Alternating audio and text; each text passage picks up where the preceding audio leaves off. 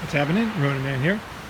Today I want to talk about drama queens, and I'm going to go in depth on this one because this one is very, very important for men to understand. One of the easiest ways to control men, the easiest ways for any woman to control a man, is to give him confidence. So it's easy to build up a guy's confidence and his ego where he thinks that he's in charge. He thinks that he understands something. He thinks it'll never happen to him. He thinks it's not so destructive. He thinks that he, kind of is okay. He doesn't have to. Basically, he doesn't have to worry about it. It's going to be fine. And this is a very, very comfortable state. Women love to build a guy up into this state because then the guy essentially goes to sleep. And so I often get comments on the video saying something like, what kind of an idiot are you? Because you're so weak. Because you think women are emotionally strong or something. The thing is they are. So the way that you win in life, okay, is by accepting your weaknesses. You can think that you're 7 feet tall or that you can jump, like a 7'7" guy, 7'6", what's like the new guy in the NBA. I can't remember his name. The guy's awesome on the Celtics. But, it's like, it's easy to think that. But the reality just comes in and just slaps you around. But if you want to keep thinking as a man that you basically are the strongest guy, have everything under control, but then you look around yourself and you see the world being controlled by women, and you see some very dangerous situations for men, but somehow think it's being caused by some, I don't know, aliens or something, right? No, it's women. Women are powerful. Women are emotionally strong. Women, very much like the old Chinese saying Deng Xiaoping said, is bide your time, hide your strength. This is something women are very, very good at. And they actually love when you are overconfident. So I want to talk about why I think drama queens is a very, very important topic for every man. Okay, so first thing is drama queens are really underrated. It's a word that we use, right? It's an English word. If you study languages, you realize the weakness of words. It's like every language has a different word for different things, and they really do have different meaning. And whenever you have a very extreme, rare situation, then you don't even have a word for it.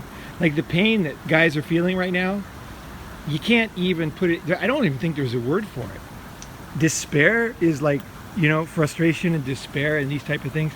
But things that are driving strong young men to think about, ending it all, or just becoming like a hikikomori in Japan, where you just kind of like don't participate in life. This type of thing is a very, very painful thing. There's no word for it. There is no word. We can try our best. So these drama queens create a lot of trouble. And here's an idea. Here's how you can spot a drama queen. Okay, a few things. When somebody comes, let's say there's a group, a church group, or any kind of group, it doesn't matter, work group, neighborhood association, let's see what else. Could be a martial arts class, could be any kind of a neighborhood get together, church, anything religious, anything business like, could be a Rotary Club, many different aspects, right? So somebody comes into this group, let's say a woman comes into this group, and the group is very peaceful, like things are going very well, everything's smooth, people are helping each other, things are going great. And then suddenly somebody new comes in, everything gets very exciting.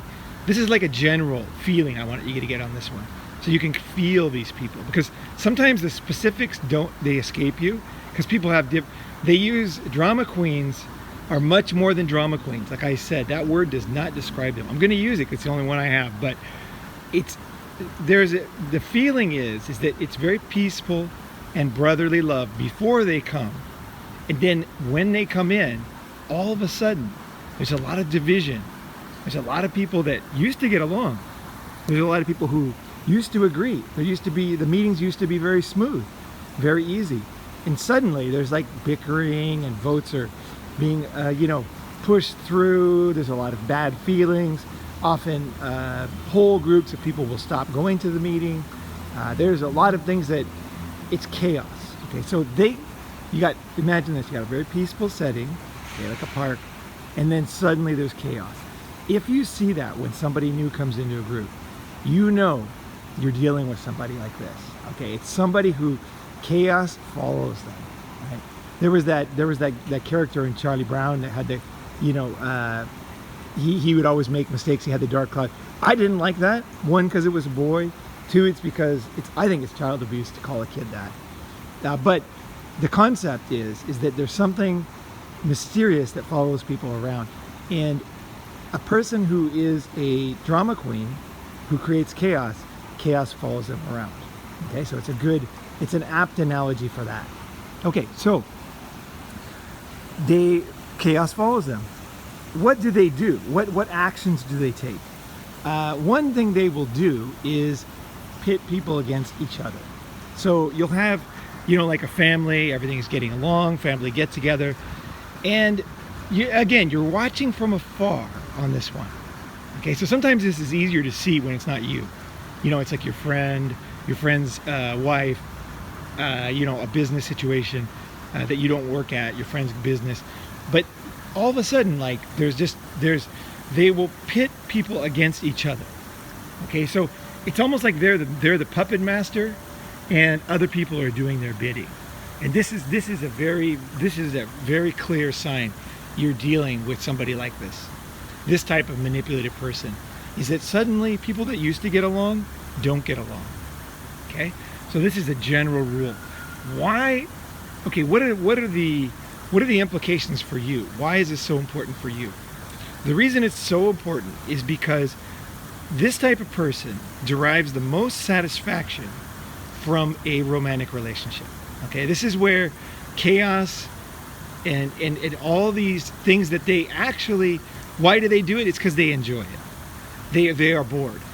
They are secretly bored, and they want something. Those are the two, mainly that's the two reasons. So you can't see it inside of them, but they feel, emotionally they feel very bored, and they like, this chaos is something like a TV show to them. It's the drama, it's excitement, and they get to watch people in real time.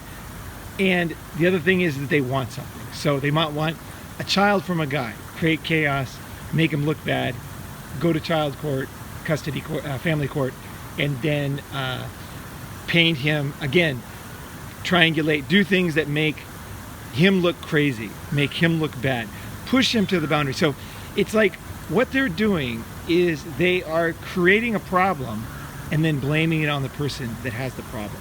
Now, the best analogy I can think of is a cult. So a cult leader, one of the ways that they create, the way they control the cult, the people, is sleep deprivation. So they will not let people sleep. So they might have alarms at night. They might have noises. They might have meetings suddenly in the middle of the night. They might serve coffee.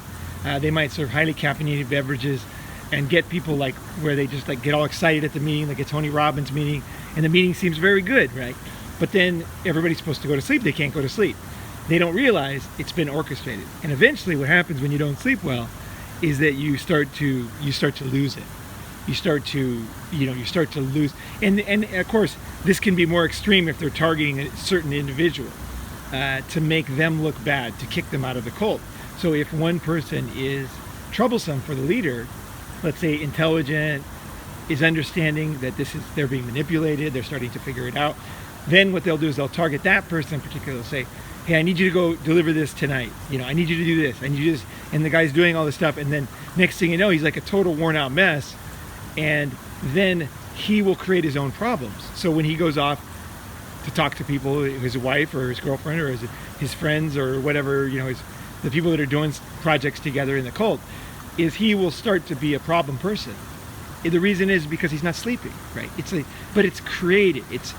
And the thing about drama queens, and why a lot of people don't take them seriously enough, is they don't realize that they do this on purpose, and they do this over and over and over and over again. So they're going to change circumstances, but they're going to do the same thing. Okay, so sometimes I wish that there was some kind of a database, like a resume on people, because today with modern life, you have so many people who move around a lot. They can just join some group. It could be an animal recovery group. It could be a church group. It could be a young mother group. It could be a 12-step group. And they enter into these groups. It could be a Rotary or what's that called, Toastmasters group, and they'll come in, and then chaos surrounds everybody, and then they leave. And the reason is they enjoy this because they're bored, right? So, but they're trying to get something too. So the deepest reason is that they're bored. Okay. I remember after 9/11, they interviewed an old man in the Middle East, and I talk about this. I mentioned this before, but I just love it. And they said, "What do you think about, Bin Laden, this and that back then?" And he said, he's like thinking, like you could tell he was an intelligent man. He goes, "In my day," he goes, "we used to work." Because we didn't have time for this nonsense. He goes, "We worked hard, and he talked about his religion too. But basically, he was saying like people now, like wealthy kids, they have a lot of free time. They tend to get into more trouble, right? And because there's no goal or mission in life, right? So they're aimless, right? And that's how you think of these drama queens. Is they're aimless. They're not happy. They're inside. They're just not emotionally satisfied, and they enjoy seeing people torn apart. Now here's the problem. Here's one of the problems for men is, what do they tell men? What do they tell men when there's a problem with your girl? What are you told? You know what you're told. You're told to talk about your feelings. Talk about your fucking feelings, right? Get in there, tell your feelings, and that'll fix everything, right? That'll fix everything. Now, you know me, I am very, very, I think being in touch with how you feel, your emotions, is very important. But let's look at this situation. You're going to tell her how you feel.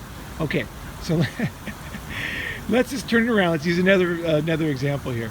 Let's say you're a policeman. I don't know. No, better. Okay, you're a guy with a barbecue that keeps getting stolen. I saw this hilarious Trailer Park Boys where they steal the barbecues to resell them, right? Okay, so let's say that your barbecue, you come outside one day, your barbecue's gone. You buy a new barbecue, $500 or whatever, and then you come outside, it's gone again. You're like, oh, fuck this, right? So you buy like some cameras, and then then you come outside and then it's gone again, and then you realize, you see the footsteps in the ground or something. You're like looking in the ground, and then you see that, you can see that they went between two cameras. They couldn't be seen, right? So you move the cameras, you get more cameras, and then you come outside and it's gone again. Okay, now if you told your feelings, okay, let's say now in this example the thief is your girlfriend or wife. Okay, so you tell her, you say, "Did you take the barbecue? Did you steal the barbecue?" And then she'll be like, "That's incredible thing to accuse me of. Like, you can't accuse me of that. That's very provocative. Like, you don't even have proof. Like, how do I know your barbecue was stolen? It could have flown away, or died and gone to heaven or whatever." And then you're like, and so then what you do when you tell her your feelings, you don't just tell her feelings, right? You're going to explain. You need to give her proof of how it was stolen. So you come outside and you point, you say, "Oh, okay, up there, so there's a camera there, there's a camera there. I noticed on the roof there was a broken tile, and I can see that the guys came over here. They came over here and they put a rope down probably, and they lifted the barbecue. They went over here, and I can see car tracks over here, right?" And so then what you're doing is you're telling the thief how you caught the thief, right? So, so when you tell her your feelings, you're also telling her what happened. You're explaining everything from your perspective, okay? And the problem with drama queens and manipulative people is that these women, they enjoy this. And this is the difficult thing to accept, is that they like to see you in pain. So when you explain, one, how it happened, then they're just going to do it differently the next time, right? And they might take it on the chin that time, but then they're just going to do it again, because now they understand that you could see, they might come up with a different strategy. They might do something else in the barbecue example, right? But so then you are now vulnerable. And so let's say you tell them how you feel. Okay, so first you got to explain it, because you got to prove it, right? You can't tell people how you feel if it's not even real, right? You got to first say, okay, here's how it happened. Here's why I know, blah, blah, blah. Next thing, she's like, okay, now I know what not to do, right? This time, next time. And the next thing you say, well, and she says, well, how did you feel? And you say, well, I felt very, this way. I felt this way. I felt very sad because, it's a breach of trust. We live together, and this has happened many times. And I'm getting very frustrated and down. Now, the drama queen What you're doing is you're giving gasoline and a flamethrower to a pyromaniac. This is exactly what she wanted, because now she knows exactly how you feel. And so what she's going to do is, with that information, is she's going to drive the knife in deeper, because that is what drama queens do. You have now given her the keys to the kingdom. You've explained how you feel. You've explained how you knew who told you. Let's say somebody told you. Then she's going to go and she's going to hurt that person, right? Because nobody turns on me, right? You know, and so you throw other people under the bus, because she'll say, well, who told you? Well, I don't want to say. Yeah, but there's only could be two people. It could be your sister or her, you know. And then you say, well, it wasn't my sister. Okay, then she knows, right? So she's going to narrow it down so that she can now take out this person who she didn't even know was an enemy, but now she knows is an enemy, because she's using it to gather information for further destruction. Okay, and it's these drama queens are essentially empty creatures. So the only thing you need to do, okay, is to start to get away from these people. There is no fixing them, because when you tell them how you feel, most people, okay, and women included, most people will care. Most people have human empathy, and they'll say, you know, I don't want to make, you know, obviously don't want to hurt people. You know what I mean? Like there's a limit. If you did something wrong, they might want to hurt you. I mean, it's complicated, right? Like in the videos online, if a guy, let's say he punches an old lady and then he gets run over, people feel okay that he got run over because he did something bad, right? So there's reasons why you'd want people to get hurt if they did something that you felt like they deserved it, right? But in this case, you didn't do anything. You're just trying to be a nice person. You're trying to have a good family. You're trying to have a good life. You're just trying to be nice and trying to enjoy your life. And this person's deliberately provoking you, and they're enjoying it, and it's basically not going to stop. Okay? So drama queens are more dangerous than you think, and the reason is they're going to turn your friends against you. Okay? They're going to turn everybody in your life against you one at a time, and they're going to find out who are the people you care about the most, and they will dismantle those people. Why? Just like I said, they enjoy this. This is something that gets them off. They're like, yeah, I really got him this time, you know. And, you know, to a normal person, to a normal human being, like, this is very difficult to understand. It's even difficult to swallow. I think in my younger days, I don't know if I could have even swallowed this. You know, it was not fun when I was young. It was definitely not fun for me to think of evil people. I just did not enjoy it. You know, I would rather not think about it. But as I've gotten older, I've realized that the way that because when I was younger, I thought if I don't think about it, right? If I don't think about evil, then it won't affect me that much. Now I realize that it's different. The way to not get affected by evil is to understand it and to accept it. Just to understand that there are people who are different than you. They enjoy different things than you. And that if you want to spot it and you want to get them out of your life as quickly as possible. Because by leaving them in your life, what you're actually doing is opening yourself to more pain, and you're making yourself more vulnerable.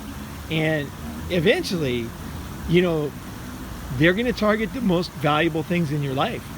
And there's no reason to go into those, but basically protect yourself, guys.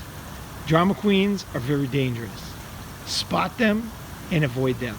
I'm going to tell you one last warning, is that your instinct as a man is going to be to want to help. You want to help them understand what they're doing. Did you understand? You hurt this person, you hurt that person. And then you're going to want to, let's say that doesn't work. Then you're going to want to warn people. Like, hey, you know, this is what they're doing. This is what they do, you know. And you're going to want to warn these people. I'm going to tell you right now, and I'm not going to go into it too much. I'm just going to say that don't do that. Okay? And don't get revenge. That's the hard part. Is the best thing you can do as a man is to get out of there. Literally. Is just to let it go and to get out of there. I know that it's not going to seem that way. You're going to think, no, I got to get some revenge. I got to do something. I got to tell people, I figured it out. I got to show them I'm smart. You know, I got to know, they know that I know, you know, this and that. Don't do it. The smartest thing, I know you won't listen to this advice, but I want to tell you anyway, so maybe the second time you will maybe listen a little bit, is just know that the best thing you can do with evil people is to leave. And don't give any explanation. That's the smartest thing you can do. It will create, in the end, you will recover faster, and you can't really control these people. I mean, these people are essentially programmed for evil. There is no helping them. They cannot change.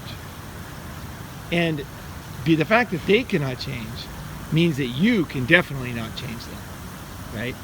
But the more you get into it with them, you know, it's like the guy at the bar who has nothing to lose. He's got nothing to lose. You might be a much better fighter than him, but the dude has nothing to lose. Nothing. Including his own life. He has nothing to fucking lose. And when you're dealing with a person like that, you got to think about it. And every intelligent fighter knows that. He's like, they might love the challenge, they might love the combating, but they realize that there's a certain type of guy that it's just not worth it. You know, the best thing is just to like say, hey, it's cool, man, and get out of there. Because this guy, if he gets a chance, he might throw a rock at the back of your head. He might, you know, stab you when you're sleeping. You know, like he might throw a rock off a bridge through your front window. He might put a dangerous snake in your car. You know, it's just like there's no limit to this type of guy. He has nothing to lose. He doesn't care if he goes to jail. He doesn't care if he looks bad. He doesn't care if he dies. So you're best off just saying, okay, suck it up, okay? That's the level of person I'm talking about here. And that's why I'm making this video. You got to think of a lot of guys, they just still think of women as angels. You got to realize that some of these women, and I'm not saying all, I'm saying some, you need to separate. You need to have discernment. That's why I talk about King Solomon. You got to be King Solomon here. You realize that everybody can do things, but there's gray and there's black and there's white. You have to know where they are on the scale. I'm talking about pure evil, okay?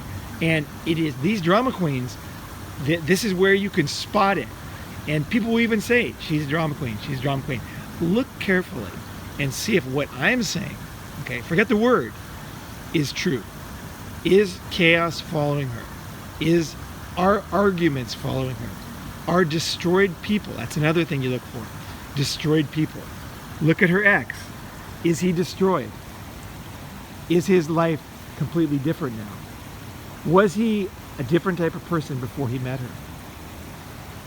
And then now, is he different now? Now often, like I said, you don't have this kind of information because a person who is like this, their biggest fear is that you will know this, okay? And that's part of the reason why you don't want to point it out. You just want to get out of it. You want to say, none, you know, you're wiser, you're smarter, and you're moving on. And you're moving on. All right, guys, I hope that's been helpful. And for you guys that want to get together, you want to start meeting people, you want to start making friends, you want to start going deeper and beyond just watching the internet, and you want to like know, is this shit for real? Are guys really changing? Is life really getting better? What can I do? Like, I'm in a stage where I'm like, what can I do? Where can I go? You know, come to the summit. We're having one. The next one is going to be in Melbourne, January 10th, 11th, and 12th. A lot of guys are going to be there early. So if you're going to plan your ticket, I would say come early. And if you need a place to stay, guys are opening their houses. Obviously, you got to be cool, and you got to, you know, be willing to clean up your spot and have good manners and all that. But these are very cool guys, and they're opening themselves up, and there's a reason. It's because they want to meet you and they want to develop a friendship. That's why we're all coming. And so if that sounds good, add me on Telegram app, Ronin Free.